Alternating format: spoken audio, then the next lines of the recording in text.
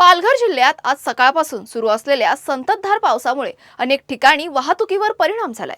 काही पुलांवरून पाणी वाहत असल्याने रस्त्यांवर पाणी साचल्याने तसेच दरड कोसळल्याने अनेक मार्ग तात्पुरते बंद करण्यात आलेत। मात्र अद्याप जिल्ह्यात कुठेही पूरस्थिती निर्माण झालेली नसून कोणतीही अनुचित घटना घडली नाही, अशी माहिती जिल्हा प्रशासनाने दिली आहे। पालघर, मनोर, बोईसर, वानगाव, डहाणू, तलासरी, जव्हार, मोखाडा, विक्रमगड आणि वाडा तालुक्यातील अनेक रस्त्यांवरील वाहतूक बंद किंवा अंशतः सुरू आहे। जिल्हा प्रशासन, पोलीस आणि आपत्कालीन यंत्रणा परिस्थितीवर सातत्याने लक्ष ठेवून असून नागरिकांनी विनाकारण प्रवास टाळावा, बंद मार्गाचा वापर करू नये आणि प्रशासनाच्या सूचनांचं पालन करावं असं आवाहन करण्यात आलं आहे। नमस्कार, मी डॉक्टर इंदू जाखर, जिल्हाधिकारी पालघर। काल रात्रीपासून प्रामुख्याने डहाणू, तलासरी या भागांमध्ये पालघर जिल्ह्यामध्ये खूप मोठ्या प्रमाणात पाऊस सुरू आहे।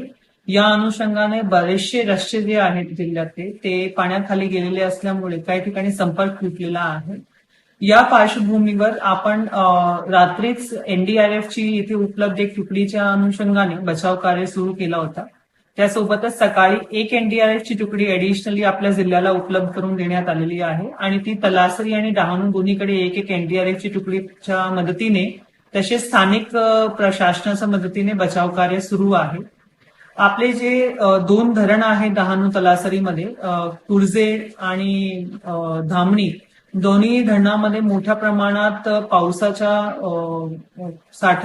पावसामुळे पाण्याचा साठा वाढल्याने निसर्ग त्या ठिकाणी आपल्याकडनं सुरू करण्यात आलेला आहे। त्या अनुषंगाने डाऊनस्ट्रीमचे जे गावं आहेत त्यांना सतर्कतेचा इशारा देऊन ते पाण्याचा निसर्ग सुरू केलेला आहे आणि प्रोएक्टिव्हली तिकडे कुठलीही घटना घडू नये म्हणून आपले स्थानिक प्रशासनामार्फत जे नदीच्या नाल्याच्या काठेला लोक जे आहेत त्यांना स्थलांतरित करण्याची प्रोसेस सुरू करण्यात आलेली आहे। या सर्व पार्श्वभूमीवर मी आपल्याला आवाहन करू इच्छिते की नदी, नाले तसेच धरणाच्या विसर्गाच्या क्षेत्रात किंवा पाण्याचा प्रवाहाच्या जवळ जाण्याचे टाळावे।